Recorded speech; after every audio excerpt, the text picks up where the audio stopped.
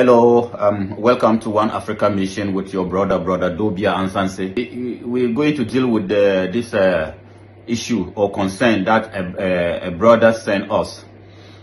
He sent us email, and his question is, what did he say? He said, "Thank you, brother Dobia, for the good job you're doing. You're really doing a great job. My question to you is, brother, you always talk about a united Africa, which I would really want to see as an African. But do you think with all this tribalism among our African people, do you think we can really put aside tribalism and be united?" Thank you very much. This is a very good question. What I would say is, yes, we have different ethnic groups, we have different tribes and stuff like that in Africa. But at the end of the day, we know that we have different tribes. People, the oppressors of the African race, don't know, and they don't even care. Yes, they know, and they use it against us, but they don't care. Yeah, they don't care whether you come from this tribe or you come from that tribe, or they don't care. At the end of the day, as long as you are an African, they are more than ready to exploit you. Exploitation for them is all about exploitation. As long as you are an African, they don't really care whether you are Dagomba, Kokeyo, Zulu, Hausa, or Fulani, or whether Igbo, you are Mandinka or whatever. They don't care. As long as you are a black man, as long as you are an African, all that they want is to exploit you. We have different tribalism has been a very big problem for the African race. Sometimes we don't really want to talk about these issues because we think like it's kind of like sensitive issues and stuff like that. But the reality is that this has been a big problem for us. Different group of people sitting in their corner thinking that they are superior to another tribe and stuff like that, which has not really helped us and then will never help us. It didn't help our forefathers. It didn't help our fathers. It's not going to help us. And if we don't put aside those so-called tribes and then unite for the common good, for the common good of all of us, then we all gonna continue to be slaves to people who have been oppressing the African race for centuries. And then why am I saying that? I'm saying that because, you know, when the Europeans or when the Arabians, when they came to enslave Africans, they didn't care which tribe you come from. They just came to enslave Africans. And even till today, colonialism and neo-colonialism, they don't care about which tribe you're coming from. So whether you are coming from this place or whether you are coming from this tribe and thinking that maybe my tribe is superior to your tribe is inferior to my tribe, for them, they don't care. At the end of the day, they want what they want from Africa, and they must get it, whether irrespective of tribe. And then when they are treating us, let's say outside of Africa, wherever you found yourself globally, everywhere in the world, they don't care about which tribe you come from.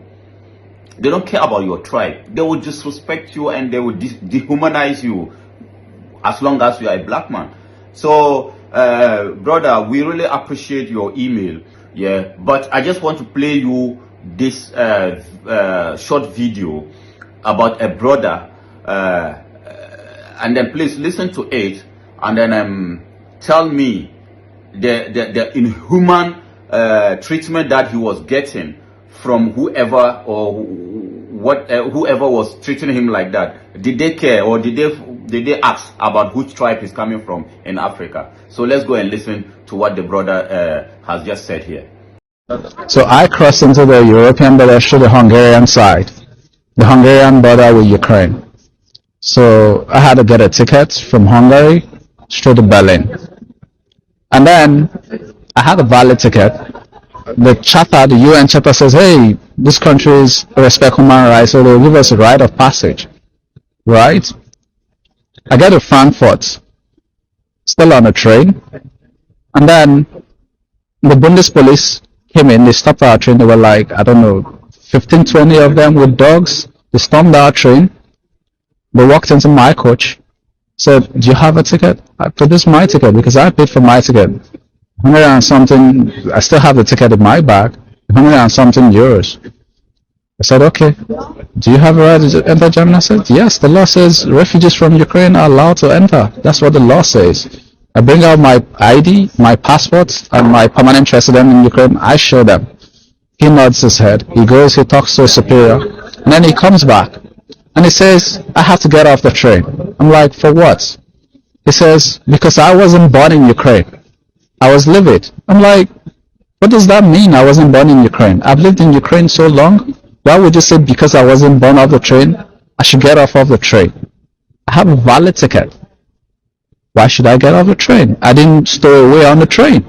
Why should I get off? They said, oh, we need to register you and then we can let you go. There was a German lady I met on the train. She was nice. We were having a conversation all through in English. She told me, oh, I better have to comply.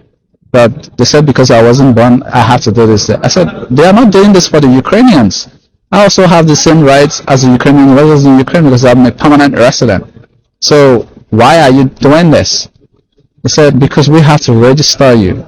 So we got out, all the blacks, and this was just black people that were pulling off the train. So they took us to this holding facility. I remember the address. They took our passports. The address was in Nikola Tesla 1 in Frankfurt. It's a big warehouse. There they segment it. They have they segment the whole warehouse.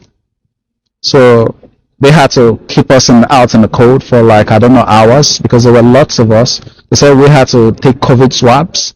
They took COVID swabs. They will take your passports, they will bag it, they will take all the money, they will count it, they will bag it, and then they will write on it. Yeah. This is from nobody. This is one of the bags they used to bag our personal belongings. As you see, it's still the same way. The cash that was on me is still the same, unhinged, untouched. I can't even bring myself to tell because I'm still traumatized by it. My bag has a tag. This tag was from Frankfurt. They tag your bags, they tag every personal belongings you have with a yellow tag and a code. Mine was A155. And this is something they made us understand that, oh, it's just simple registration. I even asked some of the Bundespolice, oh, 1 hour maximum, we're there for 23 hours. Then the next thing I experienced was the most humiliating thing I've never experienced in my life. They took me to a room, asked me to strip naked. I had to go bare naked. They said, oh, I'm like, what's this for? They said, take off all your clothes. And then they made me squat and do a turn around, show them my ass and all that. It was so humiliating because in my life, even going through airport security, traveling, I've never experienced this. I'm like, don't you have body scanners for this? Even if you're suspecting somebody their drugs or their drug moves, this is not the procedure. You don't tell people to go stark naked because you want to search them. When I got to Berlin, the girl told me, hey, that thing you did there is not registration. That's your whatever. I said, this tag I have, I brought a paper. They said, no, that's for your personal records. I've never experienced such humiliation in my life. Each time I think about it, I want to cry. But as a man, my dad told me, don't cry. But it is humiliating. A fellow man like me, would tell me to go naked. It is humiliating. It is. Because I'm trying to cross the country like everybody else. So you can see, I think this was when the Russia-Ukraine war started. This was, I think this was a student and who crossed to Germany. And then you see how, according to him, how the German authorities were treating him.